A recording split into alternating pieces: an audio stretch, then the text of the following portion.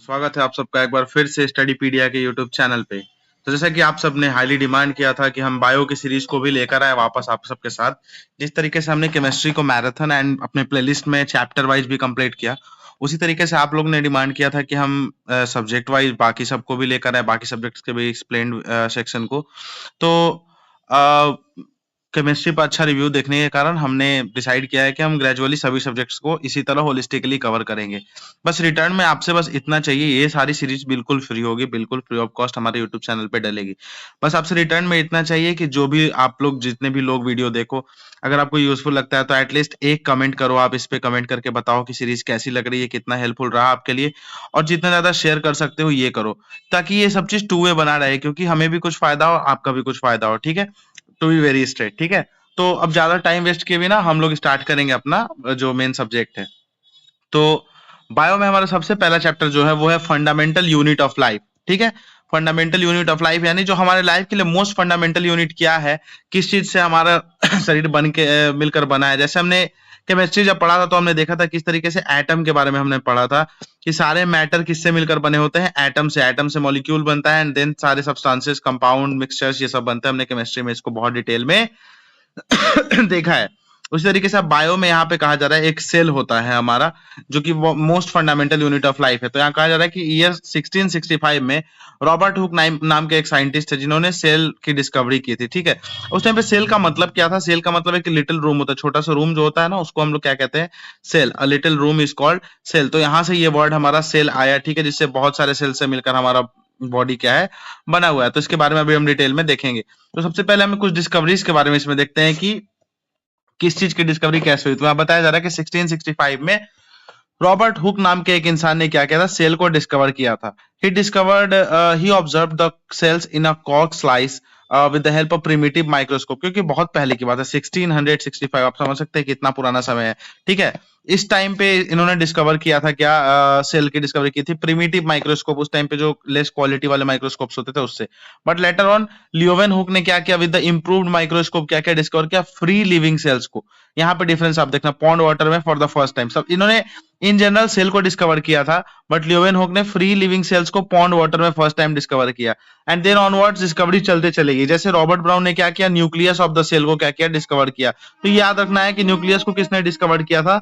तो Robert brown ने nucleus को डिस्कवर किया था। ठीक है, फर्स्ट ऑफ ऑल गाइस थोड़ा सा बैकग्राउंड नॉइज रहेगा, तो आज काइंडली प्लीज बियर करना आप थोड़ा सा, क्योंकि मैं अपने उस प्रॉपर रूम में बैठ कर रिकॉर्ड नहीं कर पा रहा हूँ due to some technical errors. ठीक है, तो आप थोड़ा सा नॉइज बियर कर लेना, बट मैं ट्राई करूंगा जोर से बोलो। ठीक है, देन ऑनवर्ड्स पुरकिंजी पुरकिंजी 1839 में क्या किया इन्होंने? प्रोटोप्लाज्म को डिस्कवर किया है, फिर टर्म को कॉइन किया, टर्म के बारे में बताया, जो कि सब्सटेंस का सेल का फ्लूइड सब्सटेंस होता है। ठीक है, and then cell theory that all plants and animals are composed of cells and that cell is the basic unit of life।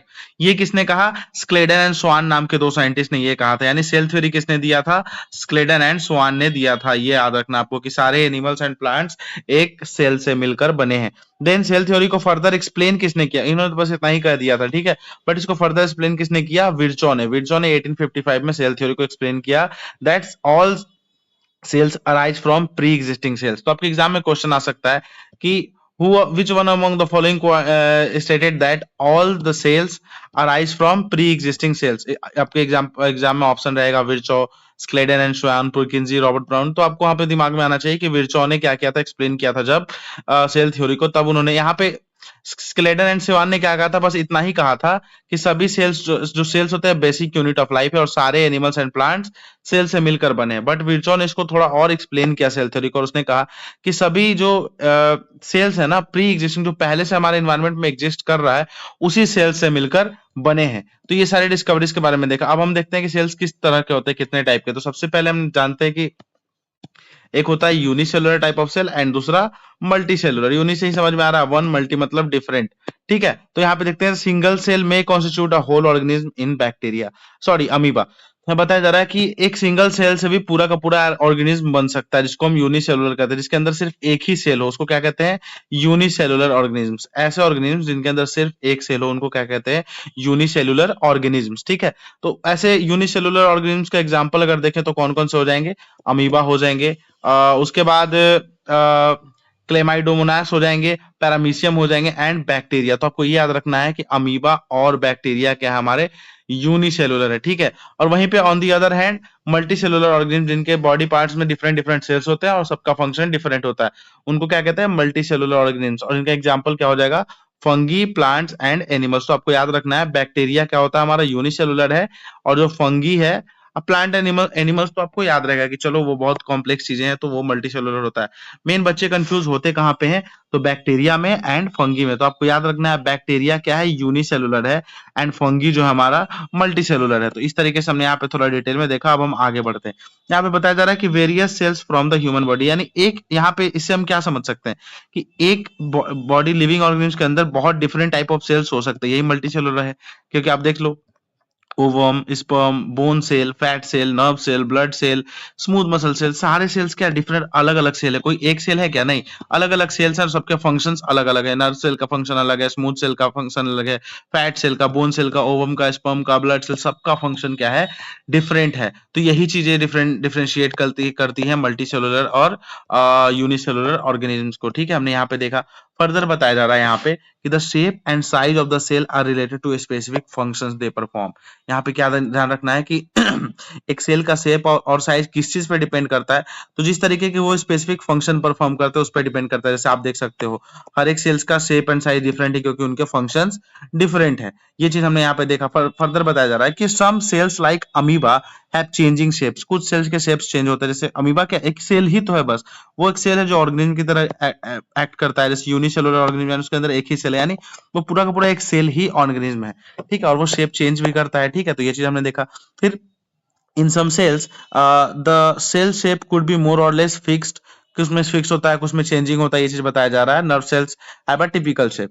Each living cells has the capacity to perform certain basic functions that are characteristics of all living organisms. यहाँ बताया जा रहा है कि मतलब हर एक जो cell है उसके पास सर्टेन बेसिक फंक्शन परफॉर्म करने की ड्यूटी होती है, और उनमें डिवीजन ऑफ लेवल होता है मल्टी सेलुलर ऑर्गेनिज्म में, कि हर एक cell different type of work करेगा। जैसे एग्जांपल ह्यूमन बींग्स में, जो कि हमने यहाँ पे ये चीज देखा कि हर एक सेल का डिफरेंट फंक्शन है, यानी हर एक सेल का डिवीजन ऑफ लेबर हो चुका है, लेबर के लेवल पे डिफरेंट सबको डिफरेंशिएट किया गया है। जैसे डिवीजन ऑफ लेबर किस चीज में देखा जाता है, सिंगल सेल में भी देखा जाता है। अब ये आपके लिए एक इंपॉर्टेंट पॉइंट है, क्योंकि एग्जाम में भी हम इसको नहीं ध्यान दे पाएंगे, बट आपको ये याद रखना है कि डिवीजन ऑफ लेबर सिर्फ मल्टी सेलुलर ऑर्गेनिज्म जैसे ह्यूमन बींग्स में ही नहीं होता, सिंगल सेल्स में भी होता है डिवीजन ऑफ लेबर, ठीक है। हर एक सेल के अंदर अलग अलग काम करने के लिए अलग अलग ऑर्गन्स होते हैं, जिनको हम क्या कहते हैं, सेल ऑर्गेनल्स, यानी ऑर्गन्स ऑफ जो सेल्स जो होते हैं ना, उनको हम क्या कहते हैं, सेल ऑर्गेनल्स। एक इंपॉर्टेंट चीज आपको यहाँ पे ध्यान रखना है कि all the cells are found to have the same organelles. हर एक सेल में सेम ऑर्गेनल्स होता है। अब कैसे एग्जांपल बताते हैं, ह्यूमंस का एग्जांपल लेते हैं हम। एक सेम स्पेसीज है ह्यूमंस। अब आप हो या मैं हूं, ठीक है, बड़े लुक वाइज हम डिफरेंट हैं, ठीक है, हम काम अलग करते होंगे, हम रहते अलग हैं, बट क्या, एक चीज बताओ, हम हो गए, कोई साइबेरिया में रहने वाला बंदा है, यूएसए वाला है या अफ्रीका वाला है, ठीक है, सबके लुक वाइज हम सब डिफरेंट है, हमारे सबके काम, रहन सहन, कल्चर, ट्रेडिशन सब कुछ अलग है, पर क्या हमारा शेप अलग है क्या? सबके पास दो हाथ, दो पैर, एक मुंह, दो कान, दो नाक, मतलब सॉरी एक नाक, इस तरीके से दो आंखें, ये सारी चीजें, यानी स्ट्रक्चर सबका सेम है। वही चीज यहाँ पे भी अप्लाई होता है कि all cells are found to have the same organelles. हर एक सेल के पास सेम ऑर्गन्स होता है। जैसे ह्यूमंस के पास भी, हर एक ह्यूमंस के पास सेम नंबर ऑफ ऑर्गन्स है, किसी के पास चार हाथ नहीं होता, दो ही हाथ होते हैं, दो ही पैर होते हैं। इसी तरीके से हर एक सेल के भी ऑर्गन्स बिल्कुल सेम होते हैं, भले ही कोई भी फंक्शन परफॉर्म करे और किसी भी ऑर्गेनिज्म के अंदर हो। जैसे फंक्शन का मतलब कोई भी काम ह्यूमन से रिलेट कर लो, और ऑर्गेनिज्म देश मान लो, जैसे किसी भी देश में कोई भी ह्यूमन हो, कोई भी काम कर रहा हो, पर उसका ऑर्गन हमेशा सेम रहेगा। उसी तरीके से सेल्स को हम ले सकते हैं कि सेम ऑर्गेनेल्स होगा, irrespective of the functions they perform and irrespective of the organism they are living in, ठीक है। अब फर्दर देखते हैं हम कुछ, अब ऑर्गन्स के बारे में पढ़ते हैं कि प्लाज्मा मेम्ब्रेन और सेल मेम्ब्रेन। अब ये क्या है, तो ये outermost covering of the cell है, जो सेपरेट करता है इन सेल को एक्सटर्नल इन्वायरमेंट से। ये चीज याद रखना है कि मेम्ब्रेन है, प्लाज्मा मेम्ब्रेन। मेम्ब्रेन का मतलब क्या है, जैसे ये प्लाज्मा मेम्ब्रेन है और ये सेल के अंदर का मतलब ऑर्गन है, ठीक है। तो ये क्या कर रहा है, प्लाज्मा मेम्ब्रेन सेपरेट कर रहा है इंटरनल पार्ट को सेल के एक्सटर्नल पार्ट से। तो मेन काम हमें समझ में आया कि ये क्या करता है, सेपरेट करता है सेल को इंटरनली फ्रॉम एक्सटर्नल इन्वायरमेंट, ठीक है। ये क्या करता है, कुछ सब्सटेंसेस के एंट्री को अलाउ करता है, कुछ को नहीं अलाउ करता है, एंट्री एग्जिट, कुछ को बाहर जाने देता है, कुछ को नहीं जाने देता है। यानी प्रिवेंट करता है movement of some other material, वहीं पे कुछ मटेरियल को अलाउ करता है एंट्री के लिए। इसी वजह से इसको क्या कहते हैं, सेल मेम्ब्रेन जो है इसको कहते हैं हम सिलेक्टिवली परमिएबल मेम्ब्रेन, यानी सेलेक्टिव चीजों को ही परमिशन देता है मेम्ब्रेन के थ्रू जाने के लिए। वर्ड को ब्रेक डाउन करके आप समझ लो, उसी को हम क्या कहते हैं, प्लाज्मा मेम्ब्रेन, यानी सिलेक्टिवली परमिएबल मेम्ब्रेन है, यानी एसपीएम यानी सिलेक्टिवली परमिएबल मेम्ब्रेन। क्यों कहते हैं ये समझ में आया कि ये क्या है, एक तो आउटर मोस्ट कवरिंग है, उसके साथ साथ क्या करता है, प्लाज्मा मेम्ब्रेन अलाउ करता है और परमिट करता है एंट्री और एग्जिट ऑफ सम मटेरियल्स। यहाँ पे ये चीज आपको ध्यान रखना, हर मटेरियल को नहीं, सम मटेरियल को ही एंट्री एंड एग्जिट प्रोवाइड करता है ये in and out of the cell, cell के अंदर और बाहर के लिए कुछ मटेरियल्स को ही ये अलाउ करता है, इसलिए इसको सिलेक्टिवली परमेबल मेम्ब्रेन कहते हैं। अब यहाँ बताया जा रहा है कि some substances like carbon dioxide, oxygen move across the cell membrane by process of diffusion. अब यहाँ पे कैसे, किस बेसिस पे, अब यहाँ पे वॉल है, यहाँ पे दीवार है, सपोज दरवाजा है, तो आपको अंदर जाना है या बाहर आना है, इसके लिए आपको तो अपनी एनर्जी लगा के चलना पड़ेगा। यानी जो मटेरियल्स अंदर या बाहर जा रहे हैं, कोई तो एक प्रोसेस होगा, कोई तो एक एनर्जी होगी जो इनको क्या कर रही होगी, अलाउ कर रही होगी अंदर बाहर जाने के लिए। तो ये चीज यहाँ पे बताया गया है कि, और वो कौन सा प्रोसेस है, डिफ्यूजन। डिफ्यूजन के थ्रू ही जो गैसेज है लाइक कार्बन डाइऑक्साइड और ऑक्सीजन जो है सेल के अंदर और बाहर मूव करती है।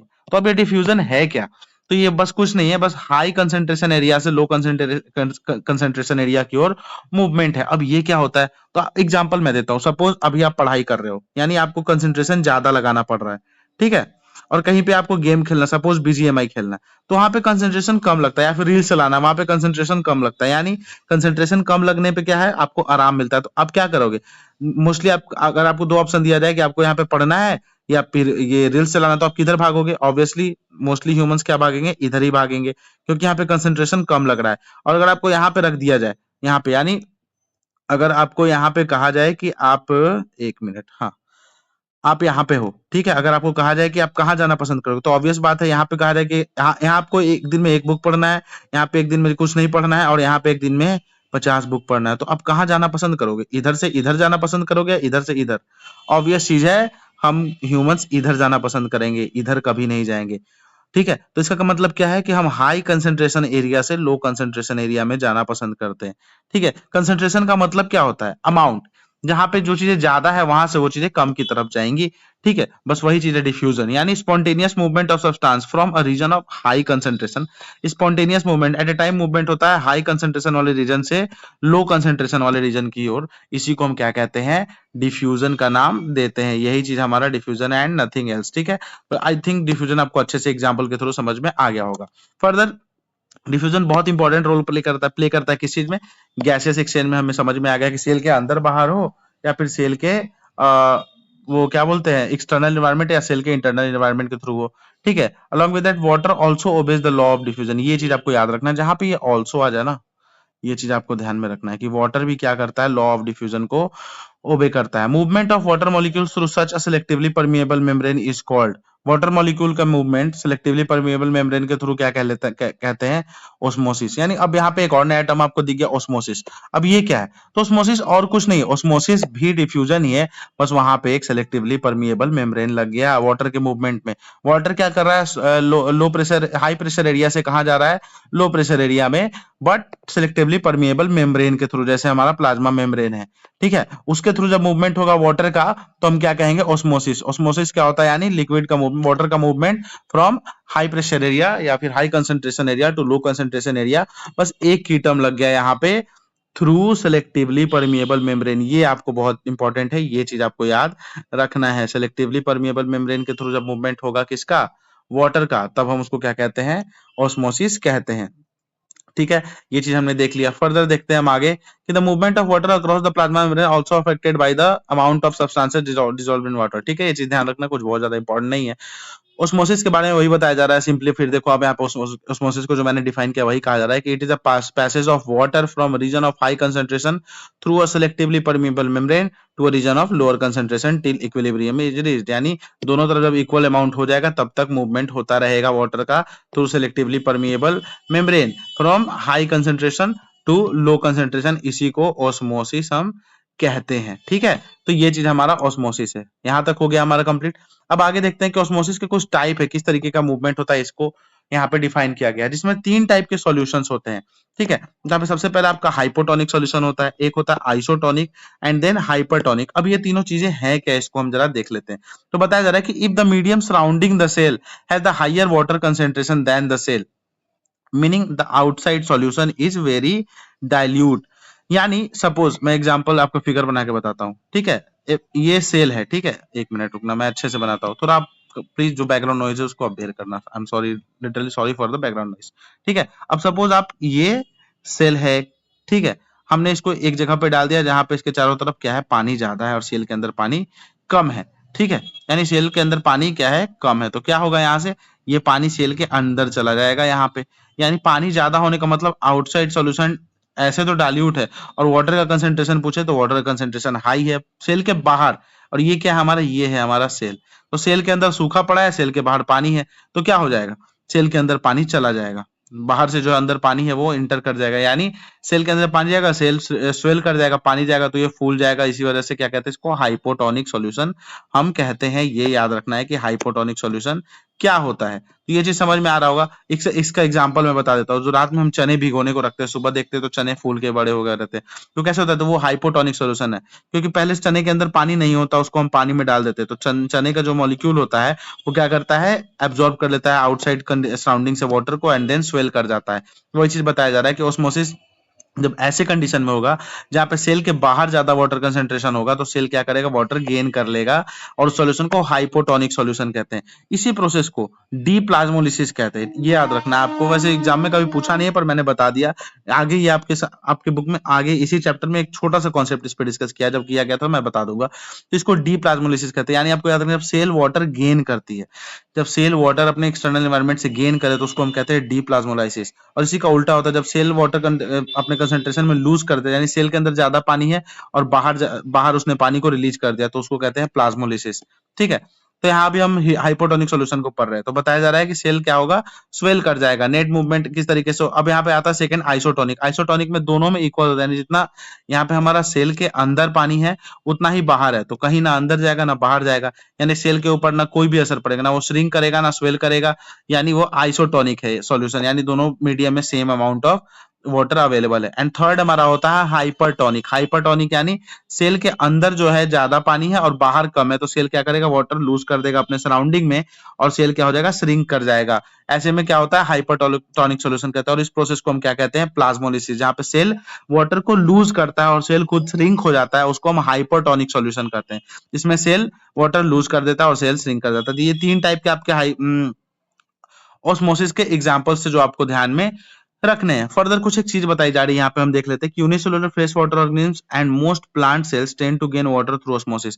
बताया जा रहा है कि यूनिसेलुलर जो प्लांट होते हैं, ठीक है, unicellular fresh water organism, fresh water जो में जो रहने वाले ऑर्गेनिज्म होते हैं जो कि यूनिसेलुलर होते हैं, उनके साथ साथ बहुत ऑलमोस्ट सारे मोस्ट प्लांट सेल्स क्या करते हैं, वाटर किस प्रोसेस के थ्रू गेन करते हैं, इसी प्रोसेस के थ्रू, ऑस्मोसिस के थ्रू। फर्दर यहाँ पे ये स्टेटमेंट आपको बिल्कुल ध्यान से याद रखना है, ठीक है, बिल्कुल यूनिसेलुलर ही है, ये चीज याद रखना। एग्जाम में आपके मल्टी सेलुलर किया जा सकता है, या फिर इस कीवर्ड को के साथ छेड़खानी की जा सकती है, सॉल्ट वाटर किया जा सकता है। एंड मोस्ट प्लांट सेल्स, ये याद रखना, ये क्या करते हैं, ऑस्मोसिस के थ्रू गेन करते हैं। ये एग्जामिनर आपके साथ इन्हीं सब वर्ड्स के साथ छेड़छाड़ करेगा ऑप्शन में, और क्या ही कर सकता है वो, यूनी को मल्टी कर देगा, फ्रेश को सॉल्ट वाटर, गेन को लूज कर देगा, और आप नहीं याद कर पाओगे। तो यहाँ पे सबसे इंपॉर्टेंट है कि आपका कॉन्सेप्ट बिल्कुल क्रिस्टल क्लियर हो। तो यहाँ पे समझ में आना चाहिए कि मल्टी सेलुलर ऑर्गेनिज्म के अंदर कॉम्प्लेक्स चीजें होती है। ऑस्मोसिस ये सब क्या है, मतलब सेलुलर लेवल की चीजें हैं। मल्टी सेलुलर ऑर्गेनिज्म के अंदर क्या होता है, बहुत इंपॉर्टेंट चीजें होती है, बहुत कॉम्प्लेक्स वे में चीजें होती है, तो वहां पे ऑस्मोसिस थोड़ा मुश्किल है। यानी यूनिसेलुलर फ्रेश वाटर ऑर्गेनिज्म के अंदर होता है क्या, हमारा ऑस्मोसिस, उसके साथ साथ मोस्ट प्लांट सेल्स के अंदर, ठीक है। Absorption of water by plant roots के थ्रू जो वाटर का एब्जॉर्प्शन होता है, ठीक है, वो किस चीज का एग्जांपल है, ऑस्मोसिस। यानी ऑस्मोसिस के थ्रू ही एब्जॉर्प्शन ऑफ वाटर होता है रूट से, ये भी याद रखना है। Diffusion is important in exchange of gases water in the life of the cell, ये चीज हमने देख लिया यहाँ पे।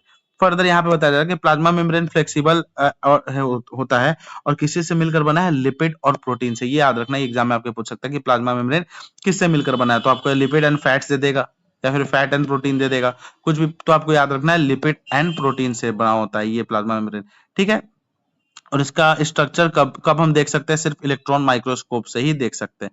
Further flexibility of cell membrane also enable the cell to engulf food. अब इसकी फ्लेक्सिबिलिटी की वजह से क्या होता है, कुछ ऑर्गेनिज्म या फिर कुछ सेल क्या करते हैं, अपने एक्सटर्नल एनवायरनमेंट से फूड कंज्यूम कर लेते हैं, इसके थ्रू, इस प्रोसेस को कहते हैं इंडोसाइटोसिस। और इसी प्रोसेस के थ्रू अमीबा क्या करता है, अपना फूड लेता है। तो आपको याद रखना है अमीबा किस प्रोसेस के थ्रू अपना फूड कंज्यूम करता है, तो दैट इज इंडोसाइटोसिस।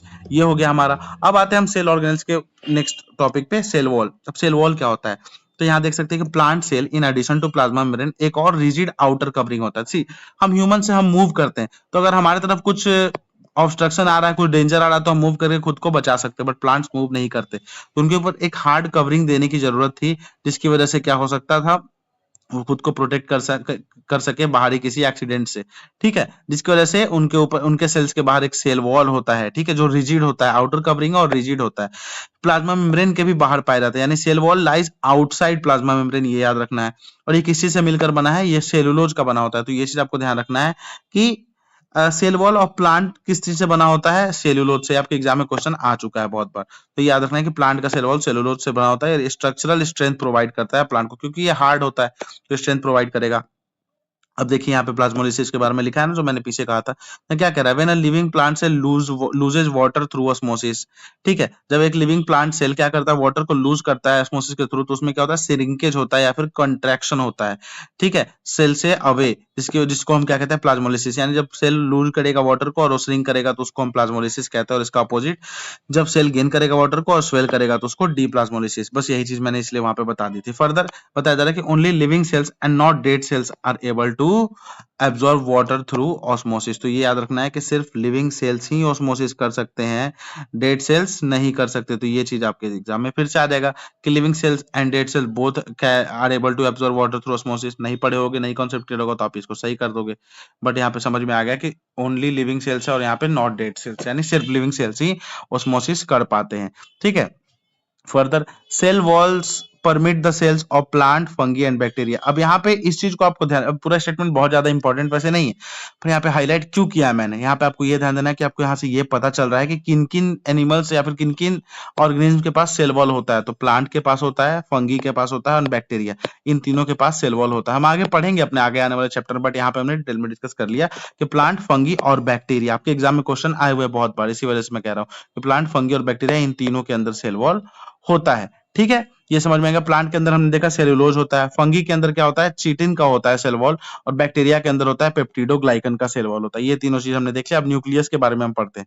ठीक है, तो बताया जा रहा है कि न्यूक्लियस एक डबल लेयर्ड कवरिंग है, जिसको न्यूक्लियर मेम्ब्रेन कहते हैं।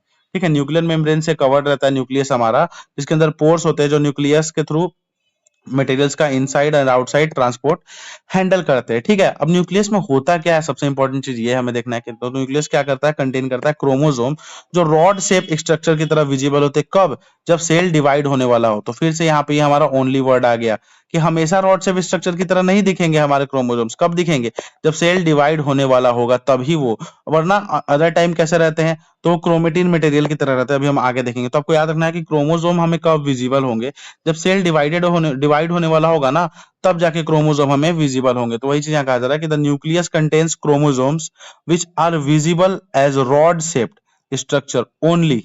ये बहुत बड़ा आपका ये कीवर्ड है यहाँ पे कि only when the cell is about to divide.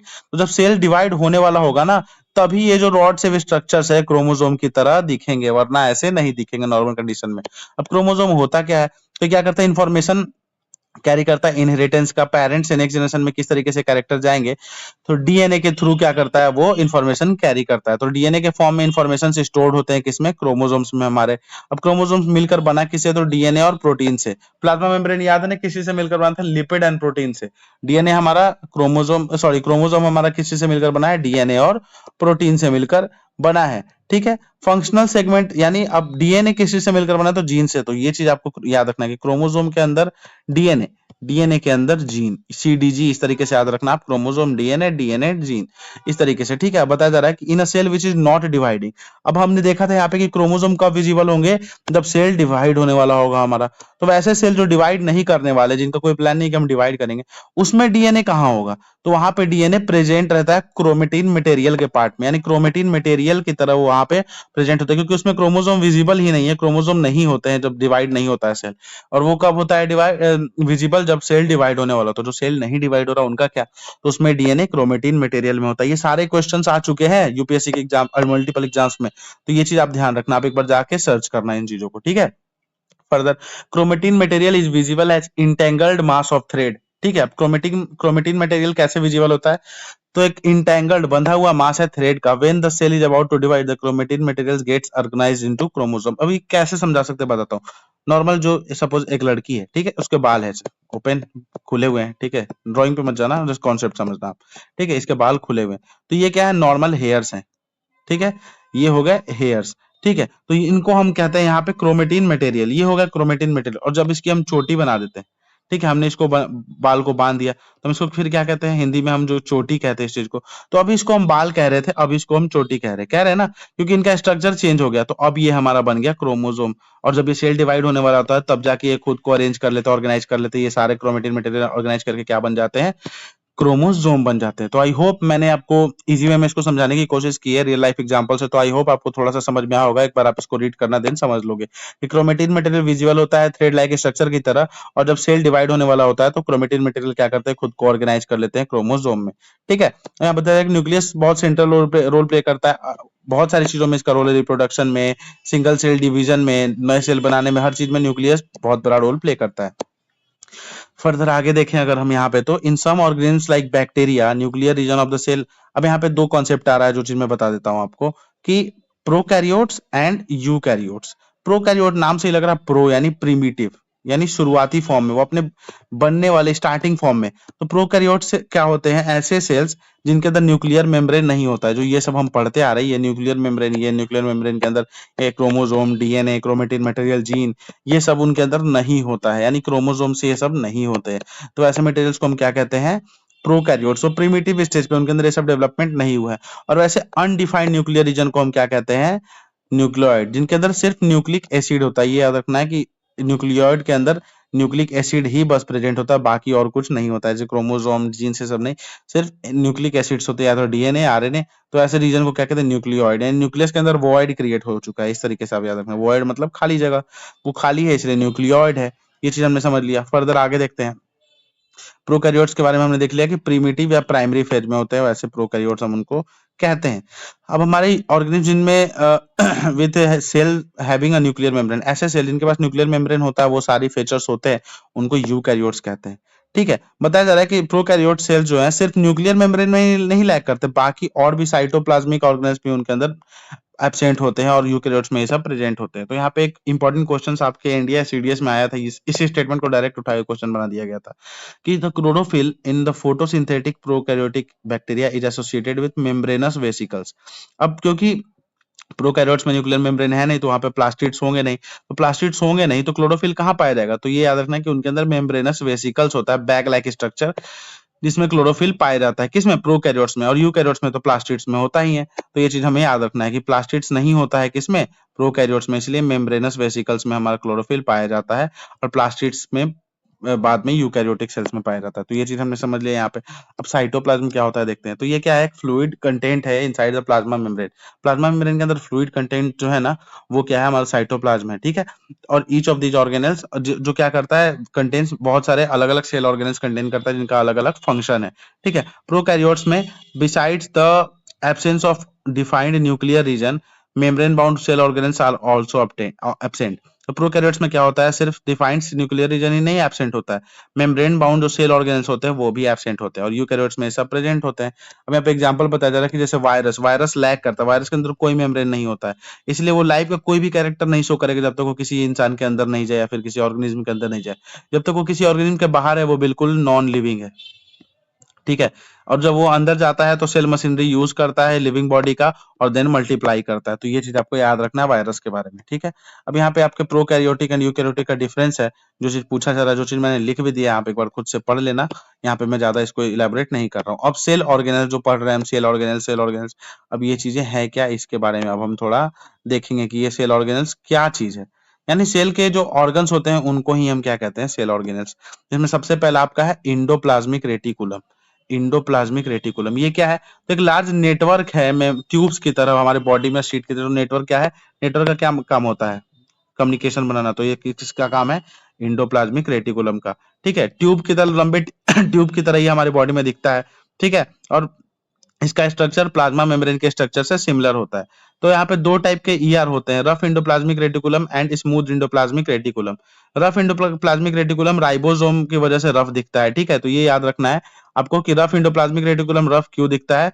तो looks rough under a microscope because it has particle called ribosome attached to its surface. यानी जब राइबोसोम रफ आरईआर एक ऐसे इंडोप्लाज्मिक रेटिकुलम जिसपे राइबोसोम अटैच्ड है, उसको हम क्या कहते हैं? Rough endoplasmic reticulum. तो कल को आपके एग्जाम में अगर क्वेश्चन आए कि आरईआर रफ क्यों होता है, तो यू मस्ट बी नोइंग कि राइबोसोम्स उस पे अटैच होते हैं ड्यू टू विच वो रफ होता है। और राइबोसोम का काम क्या है? तो उसका काम है प्रोटीन मैन्युफैक्चर करना। यानी आरईआर का काम क्या हो जाएगा? आरईआर क्या करेगा? प्रोटीन को मैन्युफैक्चर करेगा। और वहीं पे on the other hand ACR का काम क्या है?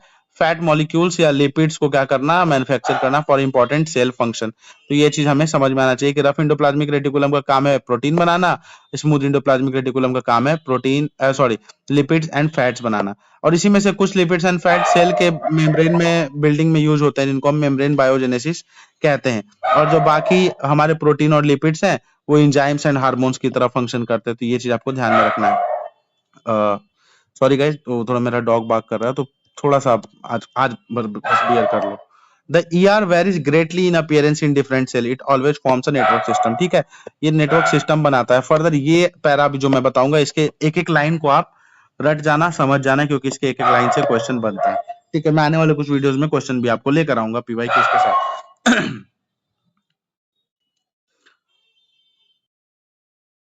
पैराग्राफ है, इसमें कह रहा है कि one function of ER, ER के फंक्शंस बता रहा है। तो सबसे मेन फंक्शन क्या है कि ट्रांसपोर्ट, एक चैनल क्रिएट करना ट्रांसपोर्ट ऑफ मटेरियल के लिए वेरियस रीजन ऑफ साइटोप्लाज्म और न्यूक्लियस के बीच में। सेल के अंदर ट्रांसपोर्ट मैकेनिज्म बनाना क्या किसका काम है? इंडोप्लाज्मिक रेटिकुलम का सबसे पहला ये फंक्शन। दूसरा, ये ईआर क्या करता है? फंक्शन करता है cytoplasmic framework providing a surface. किस चीज के लिए सरफेस प्रोवाइड करता है ER? For biological activities of the cell. ये क्वेश्चन आया है कि which of the following cell organelles provides a cytoplasmic surface for some of the biological activities of the cell। उसके बाद CAPF 2023 का क्वेश्चन आपका, मैं ऐसे डायरेक्ट बता रहा हूं। ठीक है, वहां पे क्वेश्चन था कि विच ऑफ द फॉलोइंग, यहाँ पे इस तरीके से कुछ क्वेश्चन था, एग्जैक्ट याद नहीं आ रहा, बट था कि विच ऑफ द फॉलोइंग हमारा ये ऑर्गन में जो है एसीआर एक क्रूशियल रोल प्ले करता है डिटॉक्सिफाई करने के लिए मेनी पॉइजन्स एंड ड्रग्स। तो यहाँ पे आप देख सकते हैं in liver cells, in the liver cells of the group of animals called vertebrates. Vertebrates के अंदर जो है लीवर सेल में क्या होता है? स्मूथ इंडोप्लाज्मिक रेटिकुलम एक क्रूशियल रोल प्ले करता है डिटॉक्सिफाई करने के लिए मेनी पॉइजन्स एंड ड्रग्स को। तो ये चीज हमें ध्यान रखना है। ये एक सेल का स्ट्रक्चर है, आप देख सकते हैं ये सारे ऑर्गन प्लांट सेल का। फर्दर जो दूसरा हमारा अगला सेल ऑर्गेनेल है वो है हमारा गोल्गी एपरेटस। ये गोल्गी एपरेटस क्या है? तो इसके अंदर the material synthesise near ER is, इसका मेन काम क्या है? पैकेजिंग करना और डिस्पैच करना वेरियस टारगेट्स को inside and outside of the cell through Golgi apparatus. ये एपरेटस की तरह एक सिस्टम है जो क्या करता है? पैकेजिंग करता है और डिस्पैच करता है डिफरेंट मटेरियल्स को सेल्स के बीच में। ठीक है, अब इसमें क्या क्या इसका फंक्शन है वही बताया जा रहा है कि it's functions include storage, modification and packaging of products in vesicles. जो वेसिकल्स ऑर्गन है उसके अंदर प्रोडक्ट्स को स्टोर करना, मॉडिफाई करना और प्रोडक्ट्स को पैक करके ट्रांसपोर्ट करना। उसके बाद एक स्पेशल फंक्शन बता रहा है कि कुछ केसेस में कॉम्प्लेक्स शुगर में be made from simple sugar in the Golgi apparatus. ये बहुत इंपॉर्टेंट आपको ध्यान रखना है, क्योंकि एग्जाम में आपको कंफ्यूज करेगा ही करेगा अगर आपने ध्यान से इसको नहीं पढ़ा। क्योंकि यहाँ पे क्या कह रहा है कि कुछ केसेस में कॉम्प्लेक्स शुगर बनाया जाता है, किससे? सिंपल शुगर से। जनरली हम पढ़ते हैं क्या कि कॉम्प्लेक्स को तोड़कर सिंपल कर दिया जाता है, बट यहाँ पे क्या है? सिंपल को कॉम्प्लेक्स बनाया जा रहा है। तो ये उल्टा है। तो यहाँ पे ये चीज आपको ध्यान रखना है कि सिंपल से कॉम्प्लेक्स में सिंपल शुगर से कॉम्प्लेक्स शुगर बनता है किसमें? गोल्गी एपरेटस में। ठीक है, उसके साथ साथ किस चीज के मैन्युफैक्चरिंग में इन्वॉल्व है? तो लाइसोसोम। ये कितनी बार यूपीएससी के मल्टीपल एग्जाम्स में ये क्वेश्चंस आ चुके हैं कि गोल्गी एपरेटस, ये लाइसोसोम का मैन्युफैक्चरिंग कौन करता है? गोल्गी एपरेटस करता है। तो ये याद रखना है। अब नेक्स्ट हमारा ऑर्गन ही लाइसोसोम है जो कि हम यहाँ देख रहे हैं। तो हमने सबसे पहला चीज तो इसके बारे में पढ़ा कि ये बनता किसकी हेल्प से है? गोल्गी एपरेटस की हेल्प से। इसका खुद का काम क्या है? स्टोरेज, मॉडिफिकेशन, पैकेजिंग और कॉम्प्लेक्स शुगर को बनाना सिंपल शुगर की हेल्प से। ठीक है, अब लाइसोसोम, तो ये एक मेम्ब्रेन बाउंड सैक है फिल्ड विद डाइजेस्टिव एंजाइम्स। ये डाइजेस्टिव एंजाइम से फिल्ड रहता है, इसके अंदर डाइजेस्टिव एंजाइम्स फिल्ड होते हैं, ठीक है। अब ये एंजाइम्स बनते किस में है, तो ये रफ इंडोप्लाज्मिक रेटिकुलम में बनते हैं। ये क्वेश्चन आपका सीएपीएफ 2022 में आया हुआ है। आप देख सकते हैं कि एक सिंगल पेज से कितने हर साल, ये मैं सिर्फ एक एग्जाम सीएपीएफ का बता रहा हूँ, ऐसे सीडीएस एनडीए सभी एग्जाम्स में यहाँ से क्वेश्चन आए हुए हैं। तो ये आपको इस बुक को आपको लाइन बाय लाइन पढ़ना है, ठीक है। यहाँ पे एक भी चीज आपको मिस नहीं करना है। फर्दर देख रहे हैं कि lysosomes are membrane bound sacs filled with digestive enzymes. तो लाइसोसोम्स जो है मेम्ब्रेन बाउंड सैक्स है जो डाइजेस्टिव एंजाइम से भरे हुए हैं, ठीक है। और ये डाइजेस्टिव एंजाइम्स कहाँ बनता है, आरईआर। तो आपको ये याद रखना है कि लाइसोसोम को कौन बनाता है, गोल्गी एपर्चस। बट जो लाइसोसोम के अंदर जो डाइजेस्टिव एंजाइम्स है उनको कौन बनाता है, तो उसको बनाता है रफ इंडोप्लाज्मिक रेटिकुलम। ये एक काइंड ऑफ क्या है, वेस्ट डिस्पोजल सिस्टम है जो क्या करता है, सेल को क्लीन रखता है भाई, फॉरेन मटेरियल को क्या करके डाइजेस्ट करके और उनको खत्म करके, ठीक है। इसका काम है कॉम्प्लेक्स शुगर को सिंपल शुगर में तोड़ना, जो कि मैं कह रहा था, break complex substance to simple substance. यहाँ पे सिंपल टू कॉम्प्लेक्स या कॉम्प्लेक्स टू सिंपल, ये याद रखना है, यहाँ पे आपको कंफ्यूज किया जा सकता है एग्जाम में। फर्दर लाइसोसोम क्या करते हैं, पावरफुल डाइजेस्टिव एंजाइम्स कैपेबल जो है सारे ऑर्गेनिक मटेरियल को ब्रेक करने के लिए, वो कंटेन करते हैं, ठीक है। इसीलिए इनको क्या कहते हैं, suicidal bags of the cell कहते हैं, क्योंकि जब इनके अंदर ज्यादा पॉइजन या फिर ज्यादा वेस्ट भर जाते हैं जो खुद को ब्लास्ट करके ही क्या करते हैं, सेल को क्लीन कर देते हैं, तो इनको हम क्या कहते हैं, suicidal bags of the cell. Mitochondria, mitochondria को हम कहते हैं powerhouse of the cells, ठीक है। इसमें भी दो मेम्ब्रेन कवरिंग होती है, ठीक है। आउटर मेम्ब्रेन पोरस होता है, इनर मेम्ब्रेन फोल्डेड होता है, ठीक है। और ये फोल्ड क्या करते हैं, सरफेस एरिया इंक्रीज करते हैं ताकि एटीपी के थ्रू केमिकल रिएक्शंस के थ्रू एटीपी जनरेट हो सके। तो आपको याद रखना है कि ये डबल मेम्ब्रेन कवरिंग होती है इसके अंदर, दिस इज इंपॉर्टेंट। उसके साथ साथ एटीपी एडिनोसिन ट्राइफॉस्फेट जो है वो एनर्जी करेंसी होता है, यही एनर्जी प्रोवाइड कराता है एक प्लांट के सेल को या फिर एनिमल के सेल को, इसलिए इसको क्या कहते हैं, energy currency of the cell. ये भी आपका क्वेश्चन आ चुका है। एक जो मोस्ट इंपॉर्टेंट थिंग नोट करने वाली चीज यहाँ पे ये है कि माइटोकॉन्ड्रिया के पास उनका अपना डीएनए होता है और राइबोसोम। ये अभी तक हमने किसी के बारे में पीछे नहीं पढ़ा था जिसके पास अपना डीएनए राइबोसोम हो, हाँ आरईआर को छोड़कर, न्यूक्लियस को छोड़कर, ठीक है। तो माइटोकॉन्ड्रिया के पास अपना डीएनए है और राइबोसोम, यानी ये अपना प्रोटीन बना सकते हैं। जिसके पास भी अपना राइबोसोम यानी वो अपना प्रोटीन बना सकता है। तो यही चीज यहाँ पे लिखी गई है। फर्दर प्लास्टिड्स के बारे में देखते हैं। तो प्लास्टिड्स क्या है, ये सिर्फ प्लांट सेल्स में पाया जाता है, ये सबसे पहला इंपॉर्टेंट चीज, ओनली इन प्लांट सेल्स। उसका दो तरह के प्लास्टिड्स होते हैं, chromoplast and leucoplast. Coloured plastids जो होते हैं उनको क्रोमोप्लास्ट कहते हैं, और जो कलरलेस प्लास्टिड्स होते हैं उनको ल्यूकोप्लास्ट। तो क्रोमोप्लास्ट के अंदर ही क्लोरोफिल पाया जाता है जिसको हम क्लोरोप्लास्ट कहते हैं, ठीक है, जो फोटोसिंथेसिस के लिए बहुत इंपॉर्टेंट है। उसके साथ साथ ल्यूकोप्लास्ट का मेन काम क्या है, तो स्टोर करना है किसी चीज को, स्टार्च को, ऑयल को, प्रोटीन ग्रेन्यूल्स को स्टोर करता है ल्यूकोप्लास्ट। तो ये दो तरह के हमारे प्लास्टिड्स होते हैं। इनके पास भी अपना माइटोकॉन्ड्रिया की तरह ही डीएनए एंड राइबोसोम होता है, यानी ये भी अपना प्रोटीन खुद बना सकते हैं। अब आते हैं वैक्यूल्स पे। तो ये भी आपके लिए बहुत इंपॉर्टेंट ऑर्गेनिक्स एग्जाम के पर्सपेक्टिव से, क्योंकि ये क्या करता है, ये स्टोरेज की तरह काम करता है, स्टोरेज सैक्स की तरह होता है for solid and liquid contents. ये स्मॉल साइज का होता है एनिमल्स में, ये बहुत इंपॉर्टेंट आपके लिए है, ये एग्जाम के लिए इंपॉर्टेंट है कि एनिमल्स में ये स्मॉल होता है, ठीक है, और प्लांट्स में इसका साइज लार्ज होता है। तो ये थोड़ा सा कंफ्यूजिंग फैक्ट है जो याद रखने के, वैक्यूल्स स्मॉल होता है एनिमल्स में और लार्ज होता है प्लांट्स में, ठीक है, बाई वॉल्यूम। अब यहाँ बताया जा रहा है कि जो सेंट्रल वैक्यूल है वो प्लांट के अंदर 50 to 90% एरिया ऑक्यूपाई कर लेता है। तो याद रखना कि बहुत ज्यादा एरिया ऑक्यूपाई करता है प्लांट्स, ये वैक्यूल्स प्लांट के अंदर। फर्दर वैक्यूल्स के बारे में देखा जाए तो यहाँ बताया जा रहा है कि in plant cells vacuoles are full of cell sap. फिर वैक्यूल्स क्या करते हैं, प्लांट सेल में टर्जिडिटी एंड रिजिडिटी प्रोवाइड कराते हैं सेल को, ये उनका एक फंक्शन है। ये प्लांट सेल के फंक्शन के बारे में, प्लांट सेल्स में जो वैक्यूल्स होता है उसका काम क्या है, रिजिडिटी एंड टर्जिडिटी प्रोवाइड कराना। फिर फर्दर बताया जा रहा है कि many substances of importance in life in plant sales, जो प्लांट सेल्स के लिए बहुत ज्यादा इंपॉर्टेंट है उनके लाइफ को चलाने के, वो सारे कहाँ स्टोर होते हैं, वैक्यूल्स में। जैसे amino acid, sugar, organic acids and proteins, ये सारे प्लांट सेल्स में ही स्टोर्ड होते हैं। फर्दर सिंगल सेल ऑर्गेनिम्स जैसे अमीबा, अमीबा के अंदर क्या है, तो फूड वैक्यूल क्या करता है, कंटेन करता है, अमीबा ने जो भी कुछ खाया उन सबको कंटेन करता है, किसमें, अमीबा के अंदर। और कुछ यूनिसेलुलर ऑर्गेनिज्म में क्या करते हैं, तो स्पेशलाइज्ड वैक्यूल्स होते हैं जो इंपॉर्टेंट रोल प्ले करते हैं, एक्सेस वाटर जो उनके अंदर है फिर वेस्ट है उसको बाहर निकालने के लिए, एक्सपेल करने के लिए। तो ये कुछ एक क्या है, फंक्शंस है हमारे वैक्यूल्स के। अब फर्दर आते हैं, यहाँ बताया जा रहा है कि the cell is the fundamental structure and unit of life. हम देख सकते हैं इतने सारे सेल ऑर्गेनिज्म के थ्रू जो सेल के अंदर सेलुलर फंक्शंस हो रहे हैं, इससे हमें समझ में आ चुका है कि सेल क्या है, स्ट्रक्चरल एंड फंडामेंटल यूनिट है लिविंग ऑर्गेनिज्म के और बेसिक यूनिट ऑफ लाइफ है। अब इस चैप्टर का हमारा लास्ट टॉपिक सेल डिवीजन जो है, इसको हम पढ़ते हैं। तो सेल डिवीजन क्या है, नाम से ही लग रहा है, सेल जब डिवाइड होंगे उसको सेल डिवीजन कहा जाता है। तो the process by which new cells are made is called cell division. तो इस प्रोसेस के थ्रू क्या करते हैं, सेल डिवाइड होते हैं, जैसे ये एक सेल है, ये डिवाइड होके एक नया सेल बना दिया, तो न्यू सेल जब बनते हैं जिस प्रोसेस के थ्रू, उसको सेल डिवीजन कहते हैं। अब ये दो टाइप का होता है फर्दर, सबसे पहला मिटोसिस एंड दूसरा मियोसिस। तो यहाँ पे बताया जा रहा है कि मोस्ट ऑफ द सेल्स में जो सेल डिवीजन होता है ग्रोथ के लिए, वो क्या होता है, मिटोसिस के थ्रू होता है। तो ये याद रखना है कि cell divides for growth mitosis, most of the cell divide for growth called mitosis. तो ये याद रखना है कि सबसे ज्यादा कौन सा होता है, तो mitosis most of the cells के अंदर होता है, मियोसिस कुछ ऑफ द सेल्स में होता है। In the process each cell called mother cell, बताया जा रहा है कि इस प्रोसेस में ईच सेल, हर एक सेल जिसको मदर सेल कहते हैं, वो दो आइडेंटिकल डॉटर सेल में क्या होती हैं, डिवाइड हो जाती हैं।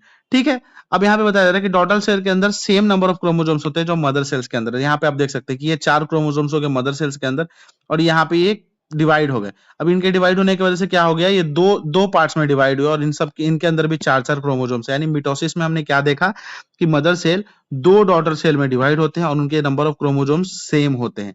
बट मियोसिस में क्या होता है, मदर सेल 4 डॉटर सेल में डिवाइड होती है। ठीक है, 4 डॉटर सेल हो गया, और ये नंबर ऑफ क्रोमोसोम्स हाफ हो जाते हैं, यानी 4 से 2 हो गए इनके अंदर। यहाँ पे ये 4 से 2 ये, और ये 4 से 2 ये। तो इस तरीके से मियोसिस में ये सारे हाफ हो जाते हैं।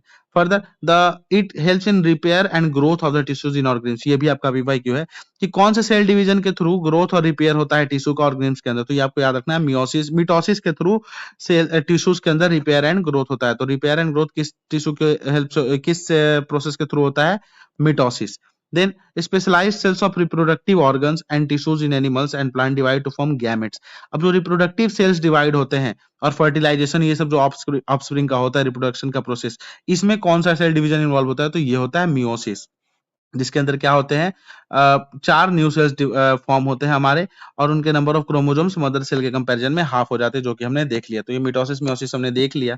इसी के साथ हमारे ये सेल चैप्टर यहाँ पे खत्म होता है, जो बायो का सबसे पहला चैप्टर था, जो कि हमने बहुत ज्यादा डिटेल में देखा कि इस फंडामेंटल यूनिट के बारे में हमने सेल की डिस्कवरीज को देखा, ये प्लाज्मा मेम्ब्रेन इन सब के बारे में हमने देखा।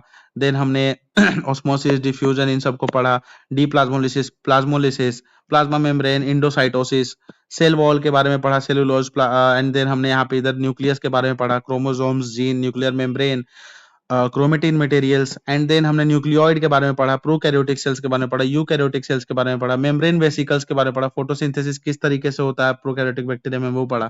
फिर हमने साइटोप्लाज्म को देखा, and then further cell organs के बारे में डिटेल में हमने देखा, जहाँ पे इंडोप्लाज्मिक रेटिकुलम, जहाँ पे हमने smooth endoplasmic reticulum, rough endoplasmic reticulum, ये आरईआर किससे एसोसिएटेड है, राइबोसोम से, इन सबको देखा हमने। देन हमने इसके फंक्शन को देखा, गोल्गी अपर्चर्स को देखा, लाइसोसोम को देखा हमने, mitochondria, plastids, vacuoles, and then finally हमने सेल डिवीजन को देखा, और इस चैप्टर को हमने किया खत्म।